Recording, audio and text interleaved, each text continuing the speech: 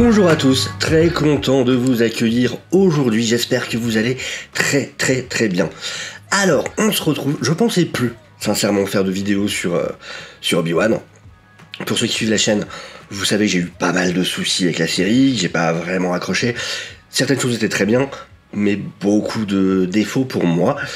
Mais donc voilà, je comptais plus en parler, sauf que je suis tombé cette nuit sur cette interview dans The Direct, qui est un média américain du coup très sérieux, et ils ont eu une interview du scénariste originel qui avait écrit en fait, parce qu'on a appris aussi, on a eu confirmation plutôt de ce qu'étaient les plans à la base pour Obi-Wan, c'est-à-dire être un film et même une trilogie de films. Et ça d'ailleurs on en parlera dimanche dans le Dimanche des Déviants, donc le live de news que je présente toutes les semaines avec le coin de Jarod. D'ailleurs, si vous n'êtes pas abonné, vous faites ce que vous voulez, déjà évidemment, mais c'est vrai que pour une petite chaîne comme la mienne, ça aide énormément. Si vous voulez être au courant des sorties de vidéos, pour quand les lives commencent, tout ça, voilà, si vous pouvez faire ce petit clic et vous abonner, je vous avoue que j'apprécierais grandement, mais encore une fois, évidemment, vous faites comme vous voulez. Mais en tout cas, il y a eu cette interview, donc une des choses qui m'avait pas mal embêté pendant la série, c'était plusieurs points par rapport à Reva. Encore une fois, je précise, si vous avez aimé la série, c'est super, c'est top, j'ai aucun souci avec ça. Si ça vous embête d'entendre des défauts de la série, il n'y a pas de souci, vous n'êtes pas obligé de regarder la vidéo. Si vous êtes ouvert, ou si vous aussi vous avez eu des soucis avec la série, ça va être très intéressant à lire cette interview. Parce que ça explique, on va dire plutôt que ça justifie pas mal des critiques que des gens comme moi pouvaient avoir par rapport au traitement de ce personnage. C'est évidemment pas contre l'actrice, là on parle vraiment du personnage et de son écriture. On va s'attaquer tout de suite à l'article, et vous allez vite comprendre.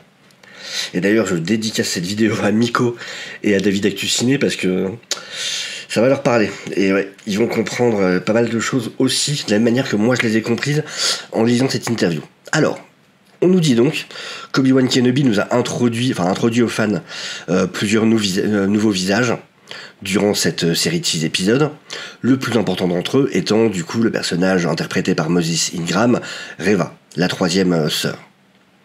Reva qui a passé la majorité de la série à pourchasser Ewan McGregor dans son rôle d'Obi-Wan Kenobi, utilisant la petite princesse Leia, donc interprétée par Vivienne Lyra Blair, pour le faire sortir de sa cachette. Il a été révélé que sa haine vis-à-vis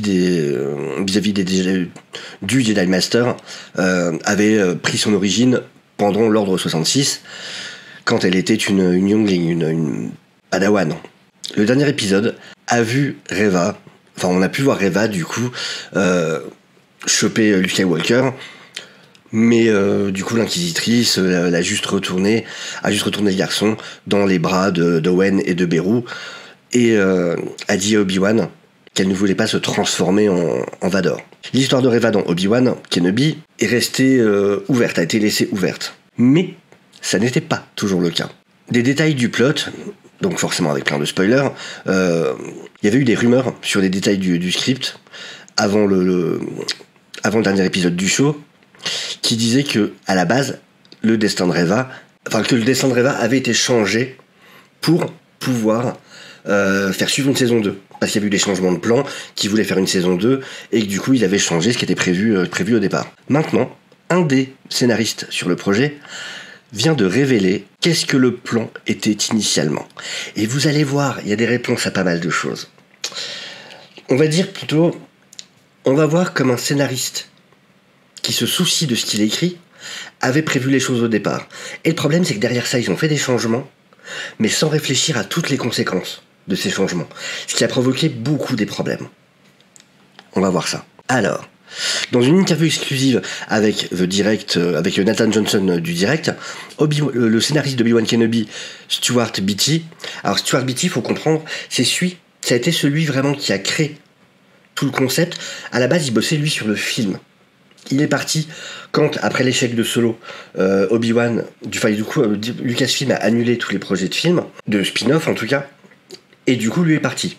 Et derrière est venu quelqu'un qui est plutôt un producteur à la base, mais qui a réécrit du coup ce script pour en faire une série. Et les problèmes viennent de là. Donc lui, c'est vraiment celui qui était à la base, lui il écrivait pour un film. Et même pour une trilogie de films, comme je le disais tout à l'heure, mais ça si ça vous intéresse, on en parlera dimanche du coup dans mon live. Mais en tout cas, voilà ce qu'il nous dit. Donc, quand on lui pose la question sur est-ce que Reva était dans les premiers drafts, les premières versions du script pour le film, Beatty répond, elle était ma création. J'ai créé Reva du début à la fin. Il continue en discutant la vision de Reva sur les Jedi, pourquoi elle les voit comme des vilains. Et comment le personnage était originellement au courant qu'Anakin était Dark Vador. Et là, vous allez voir. Oui, seulement. La seule différence, dans ma version du script, c'est qu'elle ne savait pas que Dark Vador était Anakin. Parce que je me disais, comment elle saurait ça ? Exactement ce qu'on disait. Donc je me disais, comment elle saurait ça ? Tout ce qu'elle a vu, c'était Anakin en tant que Anakin, parce qu'il n'avait pas encore changé, il n'était pas encore dans son costume, n'est-ce pas ? Donc, Anakin a tué ses amis, lui a donné cette cicatrice, l'a presque tuée et l'a laissée pour morte, tout simplement. Donc, dans son esprit, le Conseil des Jedi était le plus grand vilain dans la galaxie. Elle croyait les mensonges qu'ils préparaient un coup d'état pour prendre le pouvoir. Ce qu'ils disaient effectivement, ce qui avait été la version qui avait été donnée, et que c'était pour ça qu'il y avait eu l'ordre 66. Donc là, ça fait sens. Et prendre le power et tout ça. Mais qu'ils avaient été stoppés par les clones. Donc, elle croyait que sa chasse des Jedi était justifiée. Elle croyait en sa chasse des Jedi. Parce qu'elle croyait qu'ils étaient les pires, tout simplement.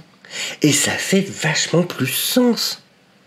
Là, ça voudrait dire qu'elle ne savait pas, dans sa version à lui, elle ne savait pas qu'elle travaillait pour Anakin. Pour elle, elle travaillait pour ceux, justement, qui avaient mis fin au projet terrible des Jedi. Pour eux, les Jedi étaient pour elle, les Jedi étaient des vilains. Et ça fait sens. Parce que c'était une gamine. Et d'un coup, elle voit ses amis, les gens avec qui elle passe tout son temps, se faire tuer par un des plus connus des Jedi, qui est déjà une espèce de légende à ce moment-là. Et du coup, je me dis, mais voilà, on a un scénariste au départ qui comprenait ce qu'il faisait, qui comprenait pourquoi il écrivait, et qui l'avait fait intelligemment. Et ça s'arrête pas là. Donc, Beatty continue en parlant du destin original de Reva, avec l'histoire se terminant sur sa mort aux mains de Vador, pour sauver Obi-Wan. Avant même le début de la série, j'avais dit qu'elle mourrait à la fin. Ils m'ont donné tort, mais en fait j'avais raison dans la première version.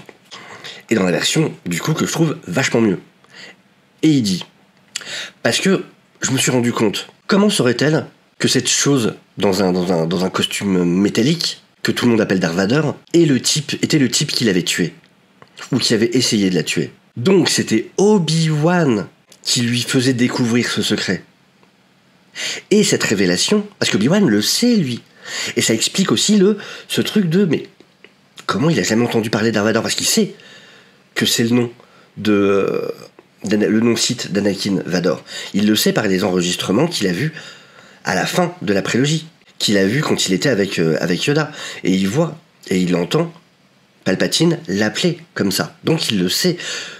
Et c'est tellement bizarre qu'il ait jamais entendu parler de Darth Vader. Et en fait, voilà, là dans cette version, encore une fois, ça fait sens. Et donc c'est lui qui lui révélait le secret, et cette révélation qui transformait Reva, et qui lui faisait se dire « Oh mon Dieu, j'ai été en tort tout ce temps, je me suis trompé, j'ai été trompé. » Et donc c'est à partir de là qu'elle décide de sauver Kenobi, en se sacrifiant elle-même, en disant à Vador qu'elle avait tué Kenobi. Mais après, Vador l'a tué, elle. Et elle le savait, c'est un sacrifice qu'elle a fait, elle savait qu'elle se ferait tuer. Alors du coup, là c'est pas précisé, je sais pas.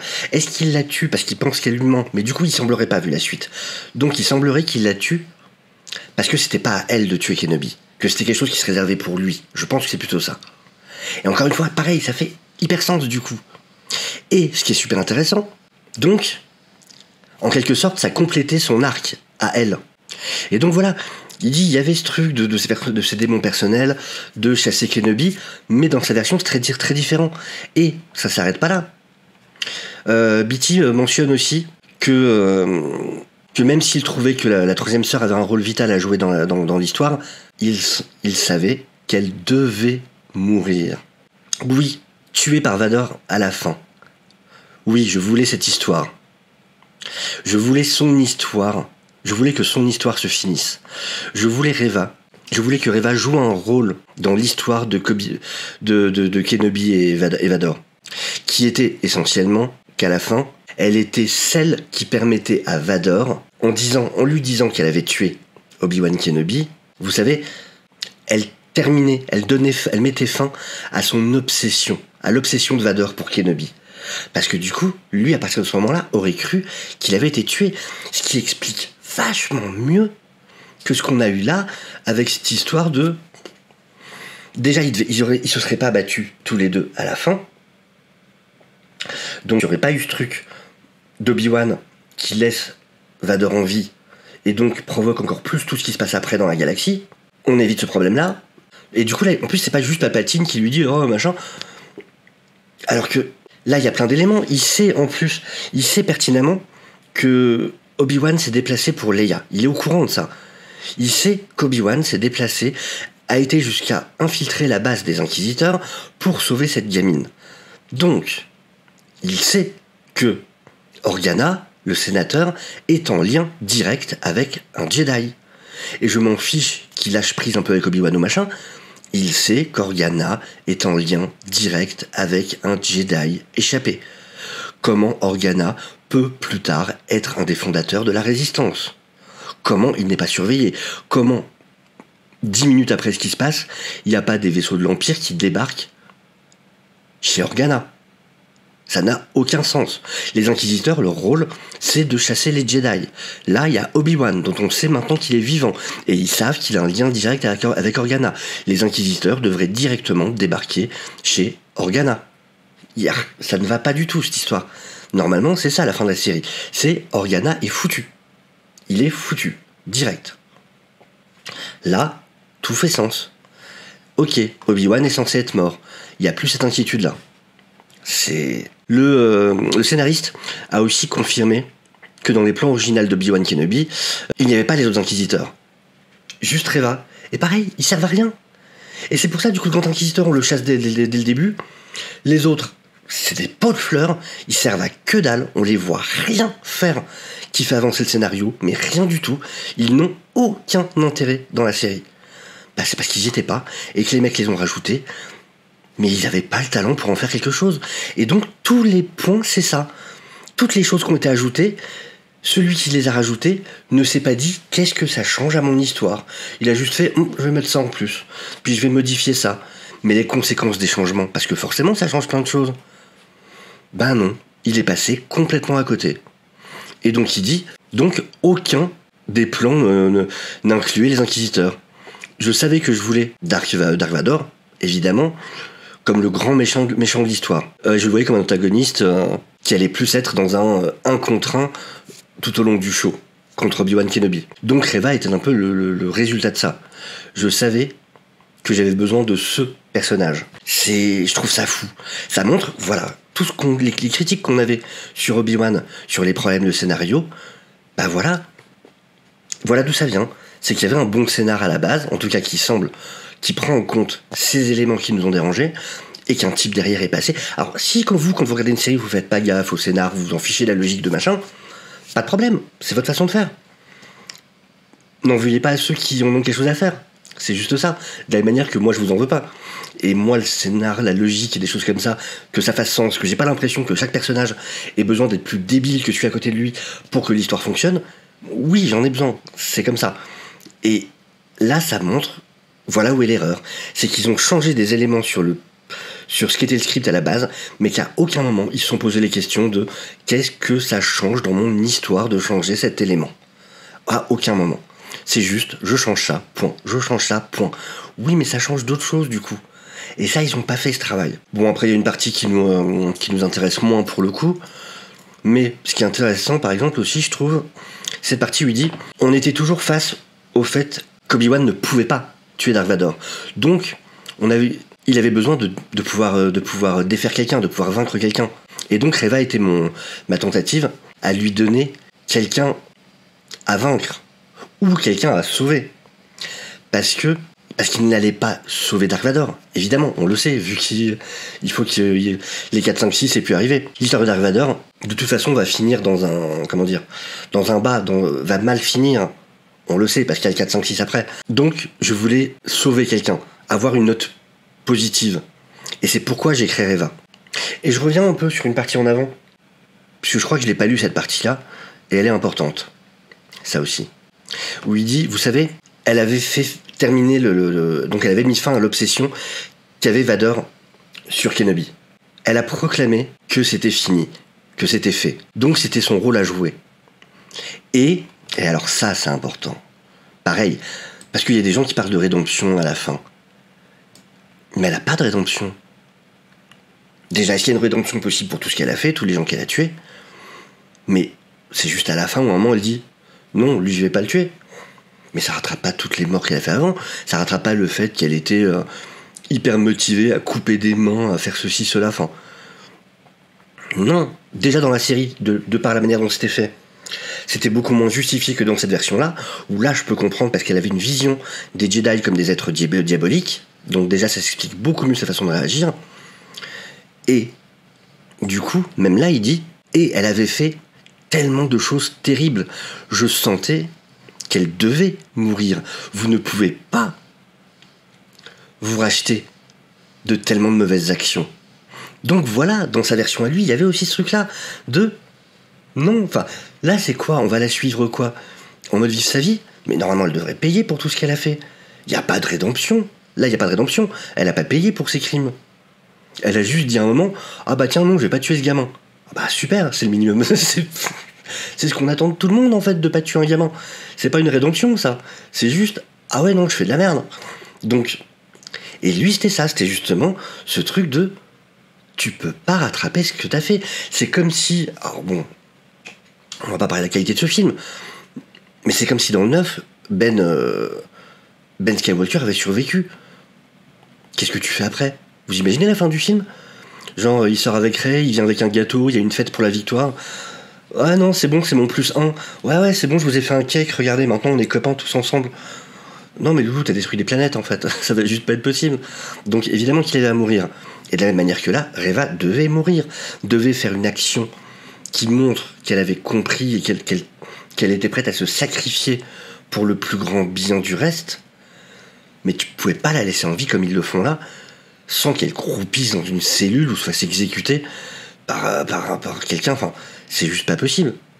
Donc, voilà, je voulais en parler parce que du coup, voilà, ça répond à plein de choses, de problèmes qu'on pouvait avoir, et je trouvais ça intéressant. Puis du coup, je soupçonne en plus vraiment le scénariste, parce que c'est quand même étonnant qu'il parle de tout ça tout de suite. Alors je sais pas, hein, peut-être que là c'est moi qui vois trop loin, c'est très possible. Là par contre c'est moi qui théorise. Mais j'ai un peu l'impression, pour qu'il en dise autant, qu'il est pas fier de ce qu'ils ont fait de son travail initial et qu'il avait besoin de se justifier.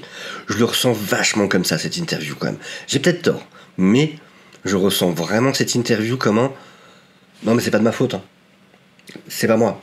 Moi c'était cool. C'est eux. Désolé. Je sais pas ce que vous en pensez, mais voilà. Dites-moi ce que vous pensez de tout ça en tout cas dans les commentaires.